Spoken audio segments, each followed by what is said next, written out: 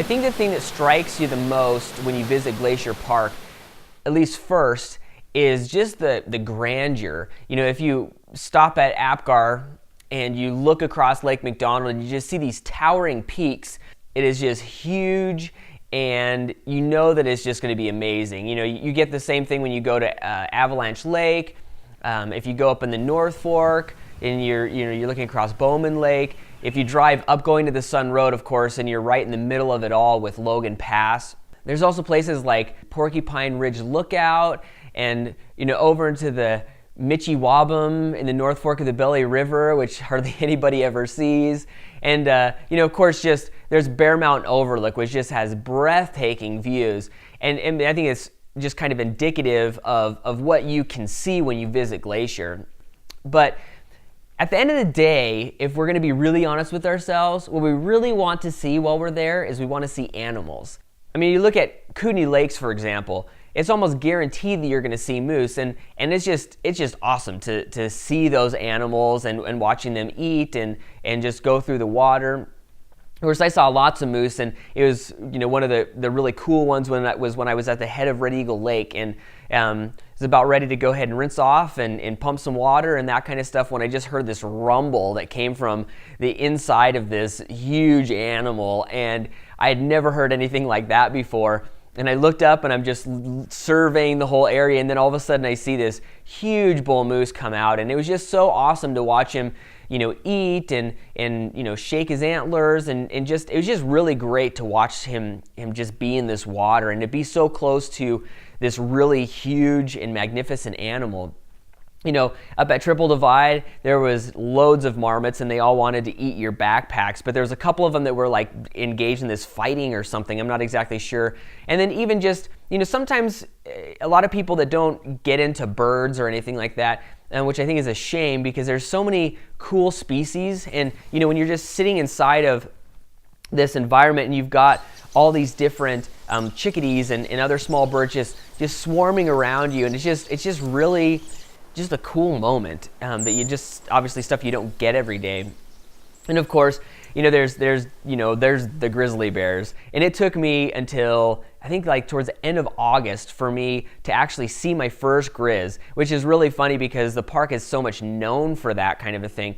And I actually I had recorded my blog for the Ptarmigan, Red Gap, and Poya Lake kind of a loop, and I was just talking about how I hadn't seen anything that day, and I was done recording and I just was motoring, trying to get to my car, when all of a sudden I round this corner, around this bend, and I see this grizzly, and he's foraging along the trail and kind of working his way towards me, and as I'm videoing him, you can see that he catches me out of the corner of his eye, and he's trying to get a scent and all that kind of stuff, and then but he walks off into the woods, which is a perfect first grizzly bear experience that I had. But hands down, the coolest experience I had was on September 30th. And I started working my way up Mirror Creek drainage, and as I did, I happened to hear some animals off to my right. And so I stand on a log to try and see what it is, and I can hear one of them that's to my left, and then I see a little flash of black out of the corner of my eye, and I look over there, and then I see another flash of black, and I didn't get a real good bead on what exact animal it was. And so because of the size and the black and all that stuff, I thought maybe I had just come across a sow and two cubs or something like that. And so I just stopped and I stood on the trail and I was looking forward, and I could hear them running along the right-hand side of the trail. All of a sudden, popping out of the woods were 3 black wolves. They were amazing. I had been waiting all summer long to go ahead and see wolves. I had seen tracks and I had seen sign and all that kind of stuff, but I hadn't seen any wolves.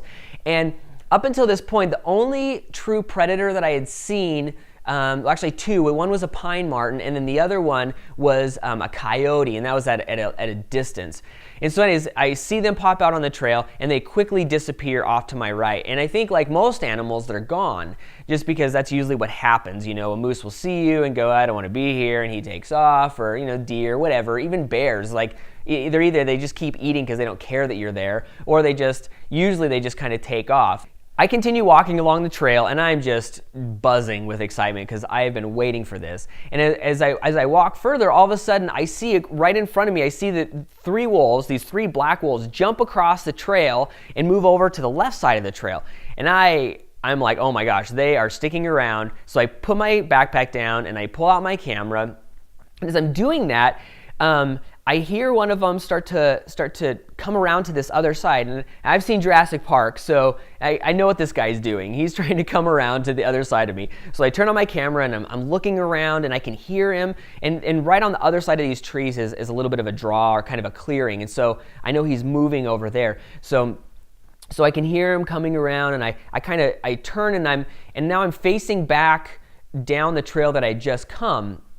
And I'm just standing there waiting for him to finally appear. And he does. And as soon as he does, he shirks back because he sees that I'm standing there watching him. And I don't think he was necessarily planning on that kind of a thing. And I think at this point he realizes maybe that this is not exactly like Bambi. So he goes ahead and he shirks back, and now it's a stalemate. And I have this wolf, this awesome black wolf right on the other side of this tree. And so I really want to, I got my wide lens, which is a real bummer because it doesn't show him very well. And so I sneak around, and as I do, you can kind of just barely see him sneak out. And then I'm going after him because he's running away from me, and I just want to get a little bit of a better shot of this wolf as I know he's going into this clearing. And by the time I get to the clearing, he's already gone, he's disappeared, and I'm kind of looking around, and I just stop and I hunker down and I wait. And I just sit there, and I'm hoping that they're going to go ahead and come back or show me or something like that. And there's a guy named James Willard Schultz, and he used to live with the Blackfeet back in right before the park actually became a national park. And so he spent a lot of time with the Blackfeet and their hunting and that kind of thing. And he wrote a book called The War Trail Fort. And in The War Trail Fort, he says, "All around us, wolves were howling and coyotes were yelping in high falsetto voices. How different were these two branches of the great wolf family, I thought. The wolves were of a serious, dignified nature. They seemed never to howl except to communicate with one another." And I just read that a couple days beforehand, and all of a sudden, while I'm waiting for them,